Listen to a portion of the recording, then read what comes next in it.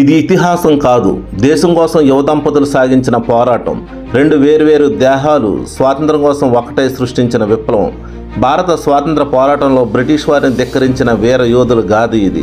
పశ్చిమ గోదావరి జిల్లా తాడేపల్లిగూడెం తాలూకా విప్పరుకు చెందిన పసల కృష్ణమూర్తి, అంజలక్ష్మి దంపతులు దేశం కోసం సమస్తం త్యాగం చేసిన గొప్ప యోధులు. స్వాతంత్ర పోరాటంలో జైలుకు వెళ్లిన భర్తతో పాటే గర్భిణిగా అంజలక్ష్మి గారు జైలు జీవితం గడిపారు. అదే జైల్లో రెండవ కుమార్తె కృష్ణభారతికి జన్మనిచ్చారు. పుట్టుకతోనే కొన్ని నెలల పాటు దేశం కోసం జైలు జీవితం గడిపిన అనుభవం వారి కుమార్తెకు దక్కింది.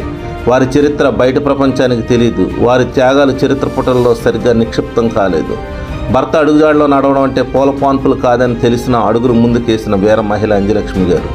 మన ముందు తరాల త్యాగాలే మనం అనుభవిస్తున్న సౌఖ్యాలు అనడానికి వారి జీవితం చరిత్రలో నిలిచిన సజీవ సాక్ష్యం.